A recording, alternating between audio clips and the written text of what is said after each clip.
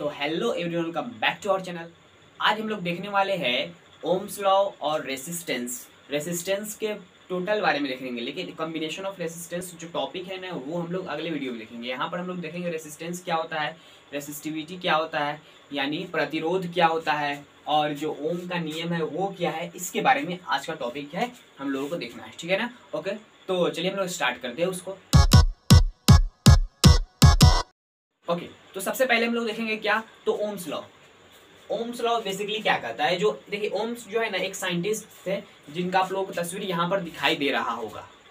Okay, तो Ohm's law जो था ना वो बेसिकली कैसा है कि at constant temperature the current flowing through a conductor, एक कंडक्टर की बात की जा रही है, एक conductor is directly proportional to the potential difference across the its end. देखिए डायरेक्टली प्रोपोर्शनल का मतलब यही है कि एक बढ़ेगा तो दूसरा भी बढ़ेगा। मतलब क्या है कि थोड़ी देर के लिए मान लेते हैं ये x जो है वो प्रोपोर्शनल है डायरेक्टली y के। मतलब क्या है, जब x को बढ़ाएंगे ना तो y खुद पर खुद बढ़ेगा, x को जब घटाएंगे ना तो y खुद पर खुद घटेगा। यही होता है डायरेक्टली प्रोपोर्शनलिटी। मतलब एक को बढ़ाएंगे तो दूसरा भी बढ़ेगा, एक को घटाएंगे तो दूसरा भी घटेगा। यही होता है डायरेक्टली प्रोपोर्शनलिटी। और इनवर्सली प्रोपोर्शनलिटी होता है एक को बढ़ाएंगे तो दूसरा घटेगा, दूसरा को बढ़ाएंगे तो एक घटेगा। इस तरह होता है इनवर्सली, और डायरेक्टली का मतलब ये होता है। ओके, तो ये बेसिकली ओम्स लॉ जो बेसिकली यही कहता है कि एक कंडक्टर, थोड़ी देर के लिए मान लेते हैं चालक, यहाँ पर एक चालक है, ठीक है, कंडक्टर, इसके अक्रॉस जो पोटेंशियल डिफरेंस है वो कितना है, v है, और इसमें करंट जो दौड़ रहा है वो I है। तो हम लोगों को यही बोलता है ये ओम्स लॉ। ओम्स लॉ हम लोग को यही कहता है कि जो I है ना वो प्रोपोर्शनल होता है v के, यही बोलते डायरेक्टली प्रोपोर्शनल होता है v के। मतलब I को जब बढ़ाएंगे तो v भी बढ़ेगा, v को जब बढ़ाएंगे तो I भी बढ़ेगा, जब I को घटाएंगे तो v भी घटेगा। बेसिकली यही कहता है ओम्स लॉ। तो अब जब ये प्रोपोर्शनलिटी के साइन को हटाएंगे ना तो हम लोग को मिलेगा I is equal to v बटे r। ये 1/r जो आया है यानी क्या है, बेसिकली ये यही लिखा है 1/r इंटू वी लिखा हुआ है। ठीक है, तो ये जो 1/r आया है इसको हम लोग बोलते हैं प्रोपोर्शनलिटी कांस्टेंट। क्या बोलते हैं, प्रोपोर्शनलिटी कांस्टेंट, प्रोपोर्शनलिटी कांस्टेंट। ठीक है, प्रोपोर्शनलिटी कांस्टेंट। और ये जो r है, r को हम लोग बोलते हैं रेसिस्टेंस, प्रतिरोध। ठीक है, इसको हम लोग क्या बोलते हैं, रेसिस्टेंस। ओम्स लॉ कुछ नहीं है, बेसिकली सिंपल यही है कि एक चालक के अक्रॉस का जो पोटेंशियल डिफरेंस है और उसमें जो धारा दौड़ रहा है, जो धारा इसमें क्या दौड़ रहा है वो धारा डायरेक्टली प्रोपोर्शनल होता है उसके पोटेंशियल डिफरेंस के। ठीक है, यानी वोल्टेज के डायरेक्टली प्रोपोर्शनल होता है। जो पोटेंशियल डिफरेंस है ये बेसिकली क्या है, वोल्टेज है। मैं आप लोगों को पिछले वाले लेक्चर में बताया था potential difference is a voltage. ठीक है, पोटेंशियल डिफरेंस को हम लोग वोल्टेज बोलते हैं। पोटेंशियल कुछ अलग चीज होता है, लेकिन जो पोटेंशियल डिफरेंस होता है किसी पॉइंट के क्रॉस, इंट्स के क्रॉस, तो वो वोल्टेज कहलाता है। ओके, तो बेसिकली ये हो गया आप लोगों का ओम्स लॉ। अब देखते हैं रेसिस्टेंस के बारे में। ठीक है, रेसिस्टेंस जो है ना टोटल बहुत बड़ा टॉपिक है थोड़ा सा, इसीलिए मैं इसको अलग से एक वीडियो बनाया हूँ। इसी वीडियो में मैं आप लोगों को बताता हूँ। ओके, चलिए हम लोग देखते हैं सबसे पहले रेसिस्टेंस के। अब हम लोग देखते हैं प्रतिरोध यानी रेसिस्टेंस के बारे में। ठीक है, रेसिस्टेंस में बेसिकली क्या होता है कि सबसे पहले मैं आप लोगों को बता दूं रेसिस्टेंस होता कैसा है। यहाँ पर एक तस्वीर आप लोगों को दिखाई दे रहा होगा, तो वो एक रेसिस्टेंस का तस्वीर है।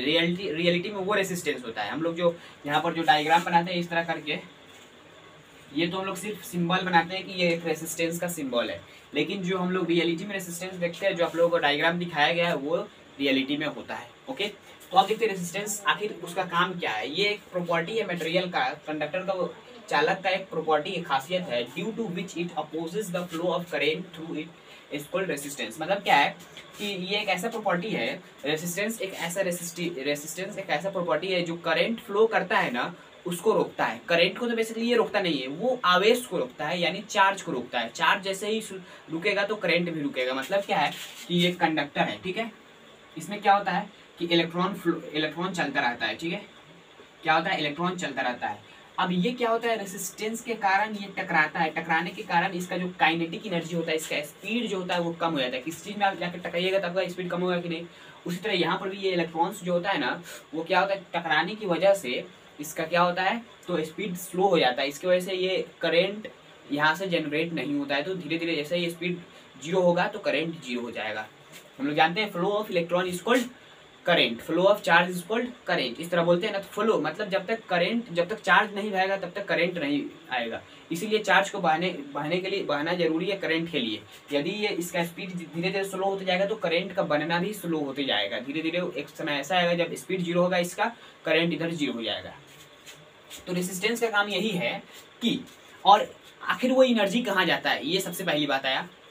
कंजर्वेशन ऑफ एनर्जी के हिसाब से यदि देखा जाए तो इलेक्ट्रॉन के पास तो कुछ पहले से एनर्जी था, गति लेकर आ रहा था, स्पीड उसके पास था, तो उसके पास काइनेटिक एनर्जी था, ठीक है।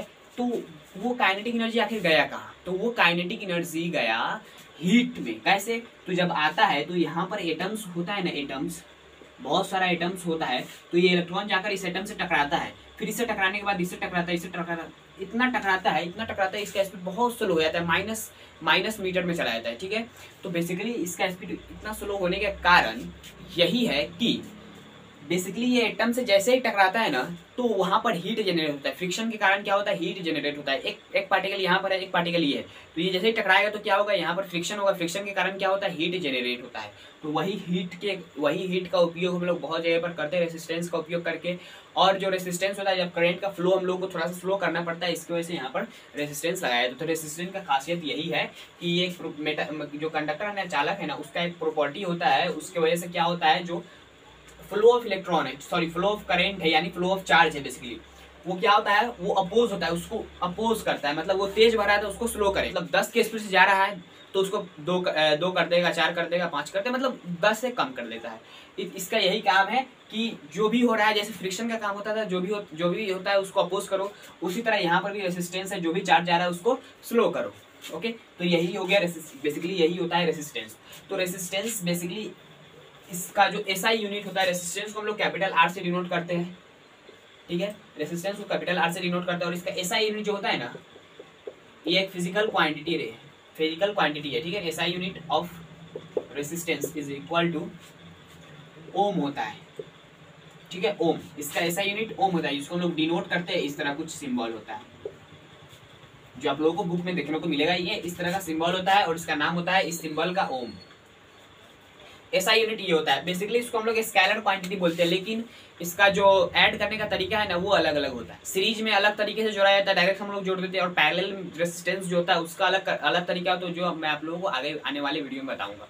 तो बेसिकली यहाँ पर बेसिकली यही है कि रेसिस्टेंस आखिर होता क्या, ये हम लोग समझ गए। ओके, तो अब देखते हैं, एक ग्राफ है, ठीक है, वी आई कर्व, उसको हम लोग देख लेते हैं। अब देखते हैं ग्राफ वी आई कर्व, ठीक है, ये कर्व जो मैं अभी बनाने वाला हूँ उसके बारे में। तो बेसिकली ये कर्व इसलिए पढ़ाया जाता है कि हम लोगों को बताया जाए कि जो वोल्टेज है और करंट है वो एक दूसरे के डायरेक्टली प्रोपोर्शनल है, इसके लिए हम लोगों को पढ़ाया जाता है। तो बेसिकली यहाँ पर वही होगा, जैसे I is proportional to we पढ़े हुए है, यही टर्म यहाँ पर भी लगाना है। मतलब क्या है कि जब हम लोग यहाँ पर आई का वैल्यू 1 रखेंगे तो वी का वैल्यू थोड़ी देर के लिए मान लेते हैं 2 हो रहा है, ठीक है, डबल हो रहा है। बेसिकली प्रोपोर्शनैलिटी यही कह रहा है कि आई जो है ना, I is equals to, sorry, V is equals to 2i, ये प्रोपोर्शनैलिटी कह रहा है, थोड़ी देर के लिए हम लोग यही मानते हैं, v is equals to 2i। तो यहाँ पर बेसिकली यही है कि ये जो 2i है ना, क्या है कि करंट का 1 यूनिट रखेंगे तो वोल्टेज 2 यूनिट होगा।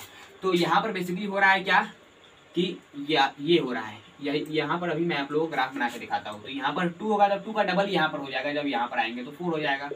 तो जैसे ही फिर इसको जोड़ेंगे यहाँ पर हो जाएगा, फिर यहाँ पर जैसे 3 रखेंगे और यहाँ पर 6 हो जाएगा, फिर इसको इस तरह करेंगे, एक्सटेंड करेंगे आगे की तरफ, तो यहाँ पर ये पॉइंट आएगा। इसी तरह ये लाइन यहाँ पर 4 रखेंगे, यहाँ पर 8 हो जाएगा, यहाँ पर 5 रखेंगे, यहाँ पर, मतलब देखिए यहाँ पर मैं 2 गुना कर रहा हूँ, लेकिन यहाँ पर 1.5 गुना भी हो सकता है, आधा गुना भी, इस तरह हाफ भी हो सकता है, अलग अलग चीज हो सकता है। प्रोपोर्शनैलिटी मैं आप लोगों को बता रहा हूँ कि ये एक स्ट्रेट लाइन जाएगा, यहाँ से क्या होगा, एक स्ट्रेट लाइन जाएगा, ठीक है, इस तरह चला जाएगा एक स्ट्रेट लाइन।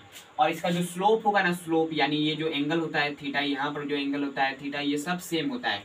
एक स्ट्रेट लाइन, ये स्ट्रेट लाइन है, इसका जो भी एंगल देखेंगे, यहाँ से ये एंगल थीटा होगा, यहाँ से ये एंगल थीटा होगा, ये एंगल थीटा होगा, मतलब क्या है कि ये वैल्यू हमेशा सेम रहेगा।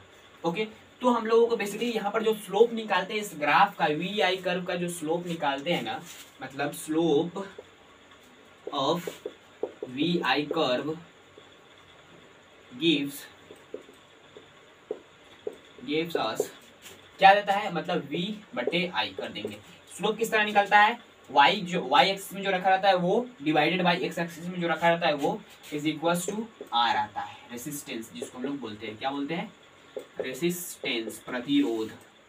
यहाँ से रेसिस्टेंस का वैल्यू आता है। तो ये ग्राफ से मैं यही समझाना चाहता था कि जब भी ओरिजिन से, ये ओरिजिन है ना, इस ओरिजिन से जब एक स्ट्रेट लाइन पास हो तो वो दोनों क्वांटिटी जो एक्स एक्सिस में रखा गया और वाई एक्सिस में रखा है वो एक दूसरे के डायरेक्टली प्रोपोर्शनल होता है, डायरेक्टली प्रोपोर्शनल होता है, ठीक है ना। बेसिकली यही मैं आप लोगों को समझाना चाहता था। तो यही वी आई कर्व है। तो अब हम लोगों का टॉपिक आने वाला है factor affecting on resistance. Resistance क्या चीज पर डिपेंड करता है, कौन कौन चीजों पर डिपेंड करता है रेसिस्टेंस। अब देखते हैं क्या factor affecting the resistance of a conductor. Basically यहाँ पर यही है कि जो रेसिस्टेंस होता है ना किसी कंडक्टर का, मान लेते हैं ये कोई रॉड है, ठीक है, क्या है, रॉड है। इसका बेसिकली ये जो रॉड है ना, तो इसमें जब करंट भेजेंगे तो इसका रेसिस्टेंस कितना होगा ये कैसे मापेंगे, तो हम लोगों को पता नहीं रहेगा आई कितना करंट जा रहा है, कितना इसका पोटेंशियल डिफरेंस यानी वोल्टेज है, हम लोगों को कुछ भी नहीं मालूम रहेगा, तो कैसे निकालेंगे। तो उसका निकालने का भी सॉल्यूशन आ चुका है। तो उसको कैसे निकालना है, उसको निकालने का तरीका यही है कि सबसे पहली बात फैक्टर अफेक्टिंग देख लेते हैं, उसके बाद मैं आप लोगों को एक फॉर्मूला बताऊंगा। तो सबसे पहला जो डिपेंडेंसी है रेसिस्टेंस का कंडक्टर पर यानी चालक पर क्या है, लेंथ ऑफ द कंडक्टर। जो लेंथ होता है ना, ये कंडक्टर का जितना बड़ा लेंथ रहेगा उतना ज्यादा रेसिस्टेंस रहेगा, ठीक है, जितना बड़ा लेंथ रहेगा उतना ही ज्यादा रेसिस्टेंस, यानी जो आर होता है ना वो डायरेक्टली प्रोपोर्शनल होता है इसके लेंथ के, जितना लेंथ बढ़ाइएगा उतना रेसिस्टेंस बढ़ेगा। Area of cross section of the conductor, मतलब इसका जो एरिया देखिए, कम जितना एरिया रहेगा ना, कम एरिया में ज्यादा मटेरियल रहेगा तो इलेक्ट्रॉन्स को जाने में बहुत दिक्कत होगा, मतलब रेसिस्टेंस हाई हो जाएगा। मतलब एरिया कम तो रेसिस्टेंस ज्यादा, जब एरिया ज्यादा तो रेसिस्टेंस कम, मतलब यहाँ पर इनवर्सली प्रोपोर्शनल हो रहा है, R is inversely proportional to A, यहाँ पर यही। अब nature of material of the conductor पर डिपेंड करता है और टेम्परेचर इसका कैसा है। टेम्परेचर के बारे में जो है ना वो आप लोगों को क्लास 12th में आप लोगों को पढ़ाया जाएगा यहाँ पर टेम्परेचर पर, तो उसका अलग चीज होता है, वो आप लोगों को अभी नहीं पढ़ना है। सिंपल इतना याद रखना है कि जो टेम्परेचर पर इसका जो रेसिस्टेंस होता है ना वो टेम्परेचर पर डिपेंड करता है। टेम्परेचर चेंज होने की वजह से यहाँ पर हम लोग क्या कर सकते हैं, तो रेसिस्टेंस का चेंज हो जाएगा और यहाँ पर ओम्स लॉ नहीं लगा सकते यदि टेम्परेचर चेंज हो रहा है। तो आप लोग देखिए ओम्स लॉ में मैं पढ़ा हूँ तो शुरुआत में ही लिखा था कि at a constant temperature, at a constant temperature पर ही होता है ओम्स लॉ वैलिड। तो जैसे इस प्रोपोर्शनलिटी को यहाँ पर देखेंगे, इसको मैं थोड़ी देर के लिए मिटा दे रहा हूँ। जैसे इस प्रोपोर्शनलिटी को देखेंगे L और R is inversely proportional to A, और इस प्रोपोर्शनलिटी कांस्टेंट प्रोपोर्शनलिटी को हटाएंगे तो क्या होगा, R is equal to rho L बटे A। तो ये जो रो है ना वो है प्रोपोर्शनलिटी कांस्टेंट, इसका जो प्रोपोर्शनलिटी था उसको हम लोग हटाए हैं, इज इक्वल टू लगाए तो यहाँ पर एक कांस्टेंट आता है जिसका वैल्यू यहाँ पर बेसिकली रो वो कहलाता है, ठीक है, रो सिंबल से डिनोट करते हैं। और इस रो का नाम क्या है, यहाँ पर इस रो का नाम है रेसिस्टिविटी, रेसिस्टिविटी यानी प्रतिरोधकता, प्रतिरोधकता, ठीक है, इसको हिंदी बोलते हैं प्रतिरोधकता। ओके, तो ये जो है ना ये सिर्फ डिपेंड करता है क्या क्या चीज पर, नेचर पर, मटेरियल का यानी चालक का जो नेचर है उस पर, और टेम्परेचर है जो चालक का उस पर। सिर्फ रेसिस्टिविटी यानी प्रतिरोधकता क्या चीज पर डिपेंड करता है, नेचर एंड टेम्परेचर। ये याद रखना है आप लोगों को, जो रेसिस्टिविटी है वो नेचर और टेम्परेचर पर डिपेंड करता है, उसके अलावा कितना बड़ा है कितना इसका रेडियस है ये डिपेंड नहीं करता है, ठीक है ना। तो रेसिस्टेंस डिपेंड करता है लेकिन जो रेसिस्टिविटी है वो नहीं डिपेंड करता है, यानी प्रतिरोध डिपेंड करता है लेकिन प्रतिरोधकता नहीं डिपेंड करता है क्या चीज पर, लेंथ एरिया पर।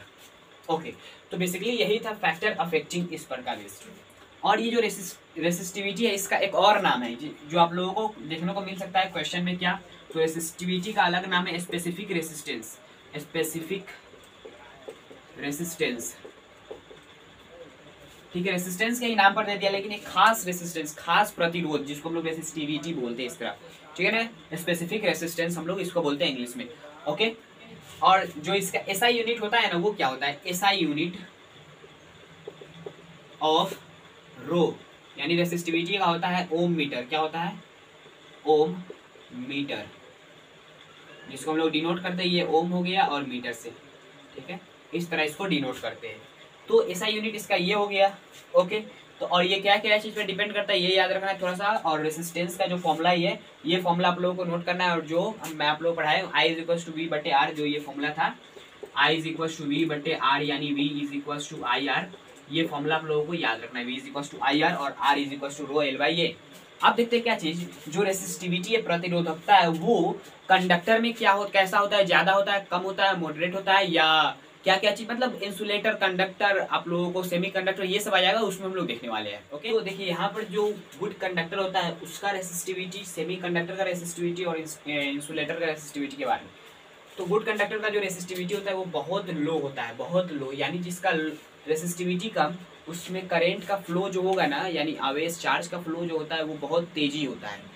और जिसमें मॉडरेट होता है तो बीच बीच में, मतलब क्या है कि लगभग लगभग थोड़ा ज़्यादा और थोड़ा कम, मतलब कि उसमें आराम आराम से चार्ज यानी आवेश चल सकता है, वहाँ पर करंट का फ्लो होगा, ठीक है। और जो वेरी हाई रेसिस्टिविटी, जिसका रुकावट बहुत ज़्यादा, और रेसिस्टिविटी मतलब रोकने की क्षमता कितना है उसका, तो जो उसको, उस आवेश को रोकने की क्षमता बहुत ज़्यादा, यानी प्लास्टिक्स का, रबर का, ड्राई वुड का, इन सब में करंट नहीं लगेगा आपको। जब इससे आप लोग छुइएगा ना किसी वायर को जो कवर नहीं किया उसमें, इसकी मदद से, प्लास्टिक की मदद से या रबर की मदद से या ड्राई वुड याद रहे, मतलब सूखा लकड़ी, अगर भींगा लकड़ी यानी जो ताज़ा लकड़ी होता है जिसको काट के लाते हैं, वहाँ से हम उससे छुएंगे तो वहाँ पर करंट लगेगा, क्योंकि उसमें वाटर होता है, वाटर में करंट फ्लो कर लेता है। ओके, तो बेसिकली यहाँ पर यही इसका एग्जांपल क्या है कि silver, gold, copper and aluminium very low इसका रेसिस्टिविटी होता है, और जो सेमी कंडक्टर होता है उसका मॉडरेट, जैसे नाइक्रोम, मैंगनीज एंड कॉन्स्टेंटन, ये एलॉय सब है, ठीक है, मिक्सचर सब है, मतलब यहाँ पर क्या है,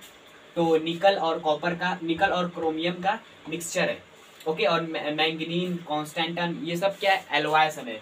और प्लास्टिक, रबर और ड्राई वुड, ये क्या चीज में आ गया, तो इंसुलेटर में आ गया। ओके, तो बेसिकली यही आज का टॉपिक था, मैं आप लोगों को समझा दिया हूँ, समझ में आया तो ठीक है, चलते हैं, जय हिंद, जय भारत।